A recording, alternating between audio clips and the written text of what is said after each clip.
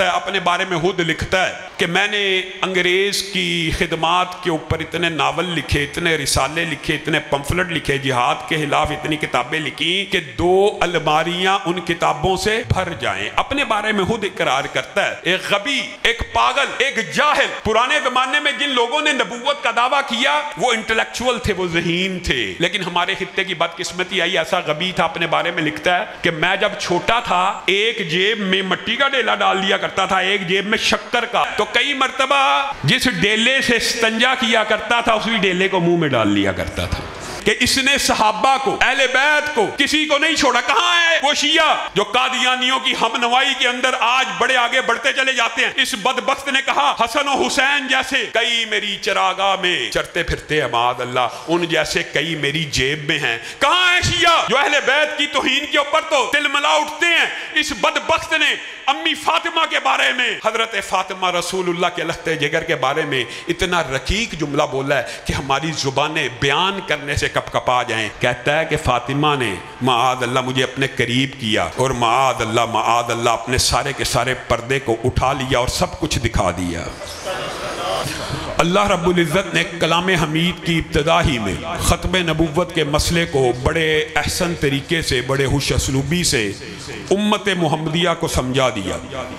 اللہ تعالیٰ نے سورۃ بقرہ کی ابتدا ہی اس عنوان سے کی ہے کہ متقیوں کی یہ نشانیاں ہیں، اور ان کی ایک نشانی یہ ہے وَالَّذِينَ يُؤْمِنُونَ بِمَا أُنزِلَ إِلَيْكَ وَمَا أُنزِلَ مِن قَبْلِكَ وَمَا أُنزِلَ مِن قَبْلِكَ۔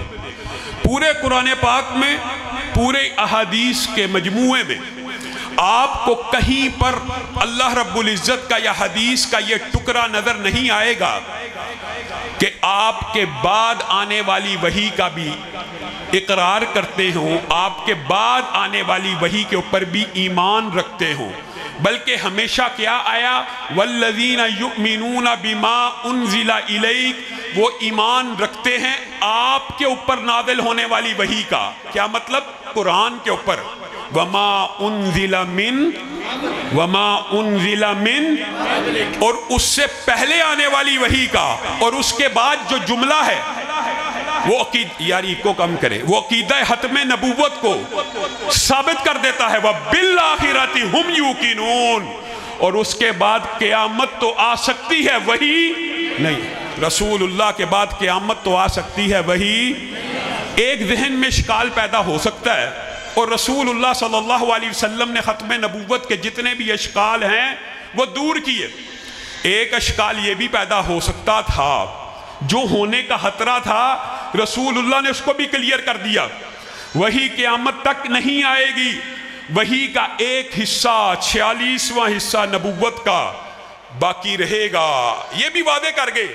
اور وہ کیا ہوں گے؟ سچے خواب۔ لیکن کیسے پتا چلے گا خواب سچا ہے کہ جھوٹا ہے؟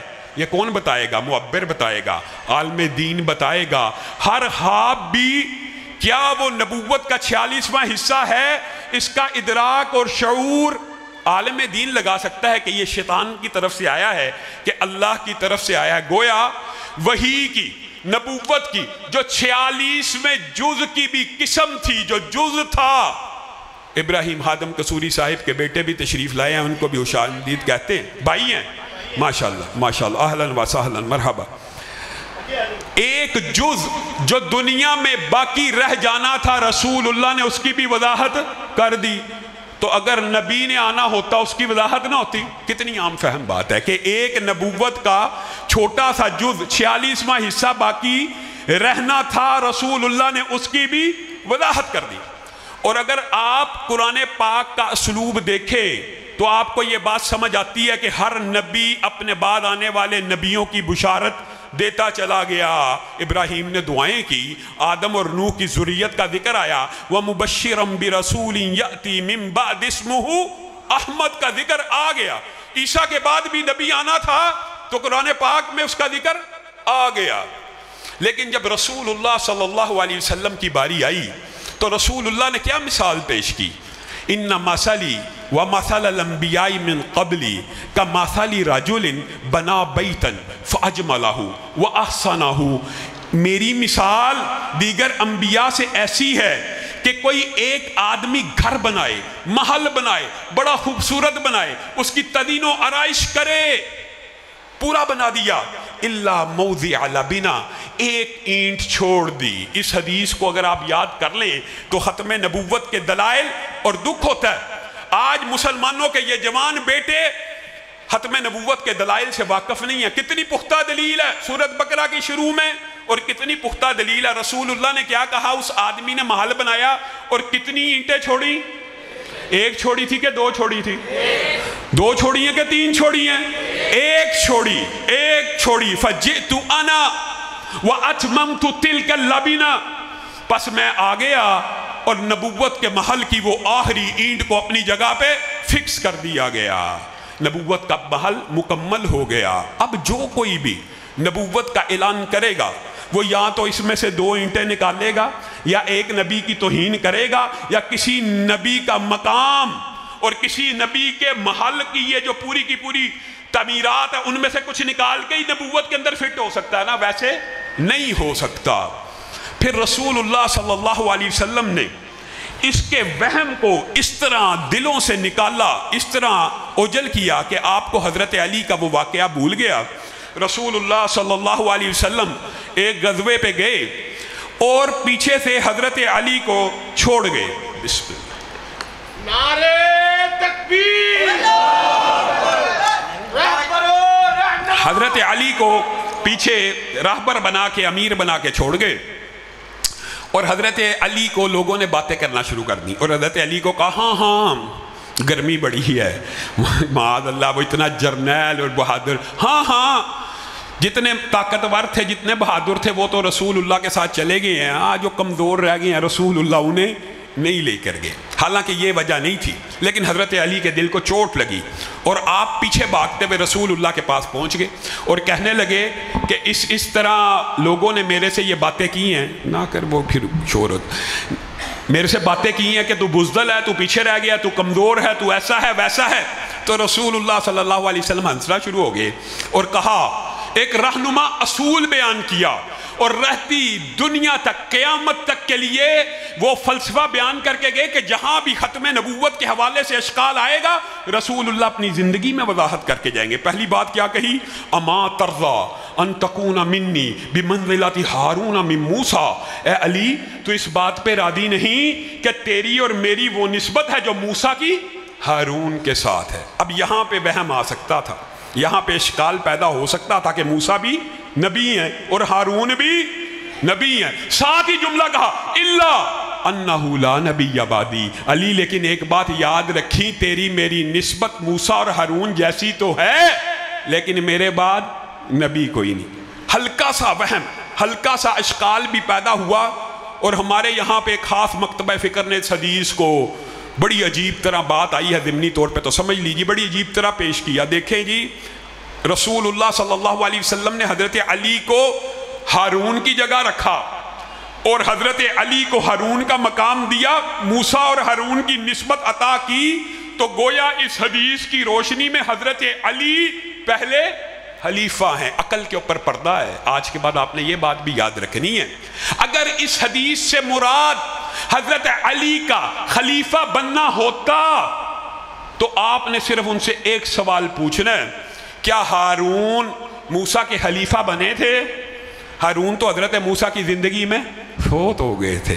تو یہاں سے یہ وہم بھی، یہ اشکال بھی کلیئر ہوتا ہے کہ یہ حدیث خلافت کے اوپر دلالت نہیں، قدر و منزلت کے اوپر، بھائی چارے کے اوپر ضرور دلالت کرتی ہے، اور ایک دوسرے کو توانائی اور ایک دوسرے کو سپورٹ دینے کو ضرور بیان کرتی ہے۔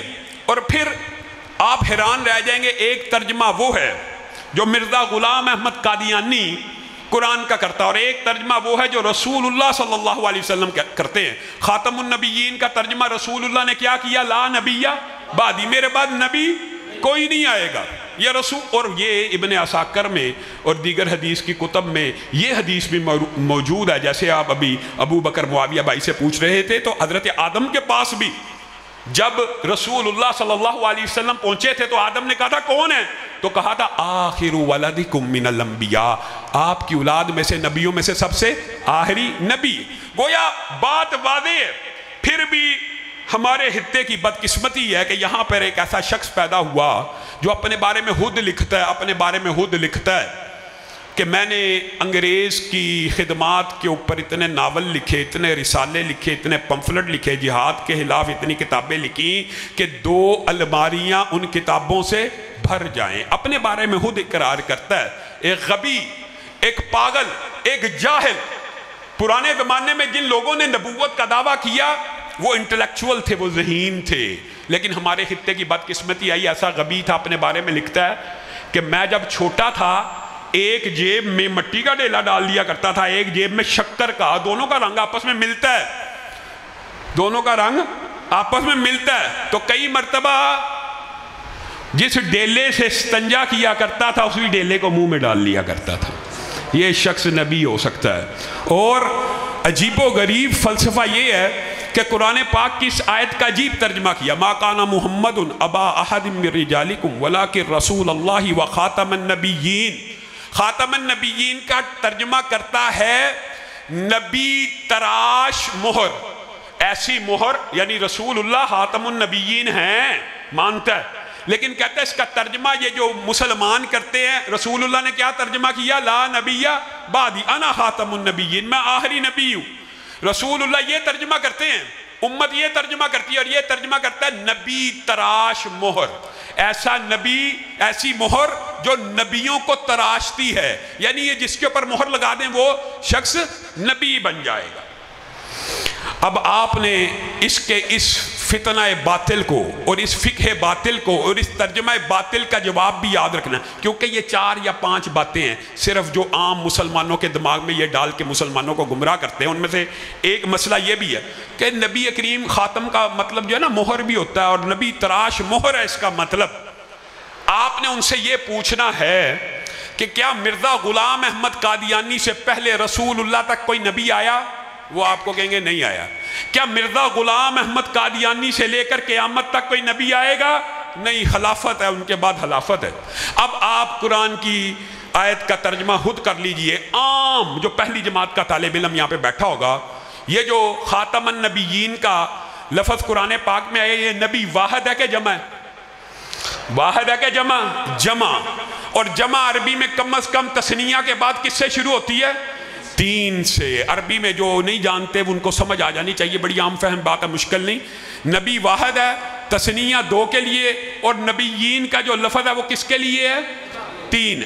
اگر مرزا غلام احمد قادیانی کے ترجمے کو بھی مانا جائے تو کم از کم کتنے نبی آنے چاہیے؟ تو آئے کتنے ہیں؟ کہتا ہے 1۔ تو یہی اس کے جھوٹے ہونے کی، یہی آیت اس کے جھوٹے ہونے کی سب سے بڑی دلیل ہے۔ اور ایسا بدبخت ہے، ایسا بدبخت ہے، میں نے پہلے کہا کہ پہلے لوگ انٹلیکچول تھے، جینیس تھے۔ ایک بندہ آیا، اس نے کہا کہ لا نبیہ جو بادی ہے نا، اس میں اصل میں یہ جو لا لفظ ہے، پہلے اپنا نام لا مشہور کیا، لا، کہ میں لا ہوں، لا ہوں، لا ہوں، اور پھر کہنے لگا یہ راوی کو وہم پڑا، یہ لا نبی آبادی نہیں ہے بلکہ کیا ہے؟ لا نبیٌ بادی، مبتدا خبر بنا لیا، اور لا نبی آبادی نہیں کہا بلکہ کیا کہا؟ لا نبیٌ بادی۔ اس کا کیا ترجمہ ہوگا؟ میرے بعد نبی لا ہوگا۔ میرے بعد نبی، پہلے اپنے آپ کو لا مشہور کیا اور کہا رسول اللہ نے فرمایا میرے بعد نبی لا ہوگا۔ اس طرح کے، یعنی آپ کو پتہ حدیث میں تحریف اور کیے بغیر تو کوئی بندہ نبوت کا دعویٰ کر ہی نہیں سکتا۔ یہ موضوع بہت زیادہ طویل ہے۔ اور پھر ایک عورت کھڑی ہوئی اور اس نے کہا رسول اللہ صلی اللہ علیہ وسلم نے فرمایا لا نبی آبادی، لا نبیت آبادی کہاں پہ ہے؟ اس لیے عورت نبی آ سکتی ہے۔ اسی طرح ایک شخص نے خلیفہ ہارون الرشید کے دور میں بھی اس بات کا دعویٰ کیا، اور اس نے عجیب مغالطہ ڈالا۔ اس نے کہا قرآن پاک میں نوح نے 950 برس عمر بیان کی ہے، جبکہ اصل ان کی عمر 1000 برس تھی، میرا نام نوح ہے اور میں 50 برس باقی کے پورے کرنے آئے ہوں۔ حضرت خلیفہ ہارون الرشید نے سب سے پہلے اس کی گردن کو کاٹا، اور مسلمانوں کا یہ اجماعی عقیدہ، یہ بات بھی یاد رکھیے گا کہ جو رسول اللہ کے بعد مسلمانوں کا نہیں، صحابہ کا پہلا اجماع رسول اللہ کے دنیا سے چلے جانے کے بعد کس کے بارے میں ہوا تھا؟ مسیلمہ قذاب کے قتل کے بارے میں، پہلا اجماع۔ اور آج کل کا مسلمان ہوتا نا، ہاں یار وہ بھی تو کلمہ پڑھتا ہے، وہ بھی تو قرآن پڑھتا ہے۔ آپ کو پتہ مسیلمہ کذاب کی مؤذن بھی جب اذان دیتے تھے تو اشہد ان لا الہ الا اللہ کے بعد اشہد ان محمد رسول اللہ کہتے تھے۔ آج کے مسلمان ہوتے وہ کہتے بھائی اذان بھی وہی ہے، کلمہ بھی وہی ہے، قرآن بھی وہی ہے، لیکن صحابہ نے یہ اجماع کر کے ثابت کر دیا کہ رسول اللہ کے بعد نہ ذلی آئے گا، نہ برودی آئے گا، یہ تشریع آئے گا، غیر تشریع۔ اس نے قوم کو، پاکستانیوں کو عجیب مغالطے میں، پہلے کہتا مجدد ہوں، پھر مجتہد ہوں، پھر مہدی ہوں، پھر ذلی، پھر تشریع، پھر ایسا بدبخت ہے۔ اس کے ماننے والے بھی ایسے بدبخت ہیں، دماغ اسی طرف چلنا شروع ہو گیا ہے۔ کہتے ہیں کہ محمد نعوذ باللہ پھر اتر آئے ہیں ہم میں اور پہلے سے بڑھ کے ہیں اپنی شان میں، محمد جس نے دیکھنے ہوں اکمل، نعوذ باللہ غلام احمد کو دیکھے قادیاں میں۔ اب آپ بتائیے کیا یہ رسول اللہ کی توہین نہیں ہے؟ یہ ایسا بدبخت، آپ حیران رہ جائیں گے کہ اس نے صحابہ کو، اہل بیت کو، کسی کو نہیں چھوڑا۔ کہاں ہے وہ شیعہ جو قادیانیوں کی ہم نوائی کے اندر آج بڑے آگے بڑھتے چلے جاتے ہیں؟ اس بدبخت نے کہا حسن و حسین جیسے کئی میری چراگاہ میں چرتے پھرتے ہیں، معاذ اللہ، ان جیسے کئی میری جیب میں ہیں۔ کہاں ہے شیعہ جو اہل بیت کی توہین کے اوپر تو تلملا اٹھتے ہیں؟ اس بدبخت نے امی فاطمہ کے بارے میں، حضرت فاطمہ رسول اللہ کے لخت جگر کے بارے میں اتنا رقیق جملہ بولا ہے کہ ہماری زبانیں بیان کرنے سے کپ کپا جائیں۔ کہتا ہے کہ فاطمہ نے معاذ اللہ مجھے اپنے قریب کیا اور معاذ اللہ اپنے سارے کے سارے پردے کو اٹھا لیا اور سب کچھ دکھا دیا۔ یہ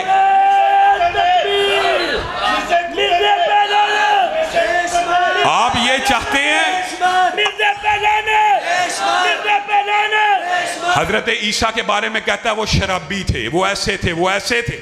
آپ یہ چاہتے ہیں کہ ہم اس بندے کی عزت کریں، اور آپ ہمیں یہ چاہتے ہیں پاکستان کے آئین اور قانون میں ان کو اقلیت مان لیا جائے؟ اللہ کی قسم قادیانی مرتد ہیں، قادیانی اقلیت نہیں ہیں۔ قادیانیوں کو اقلیت صرف ایک صورت میں مانا جائے گا، علماء کا اس بات کے اوپر اتفاق ہے، جب وہ اپنے آپ کو کافر کہیں گے، جب وہ اپنے آپ کو غیر مسلم کہیں گے۔ یہ کتنی عام فہم بات ہے۔ ایک جٹکی مثال، آپ جٹکی مثال سنیں، یار چھوڑ دو آسے، جٹکی مثال ہے، ایک پیپسی کولا ہے، ایک کوکو کولا ہے۔ کوکو کولا والے کو کوئی اعتراض ہے کہ کوئی مکہ کولا کھولے، کوئی قصور کولا کھولے، کوئی آر سی کولا کھولے؟ کوئی اعتراض ہوگا؟ لیکن جب آپ کوکو کولا ہی کا سٹیکر لگا کر، اس کی جیسا سٹیکر لگا کر اس کے برانڈ کے مطابق بوتل بیچیں گے، آپ کو بیچنے دے گی؟ پیپسی والا بیچنے دے گا؟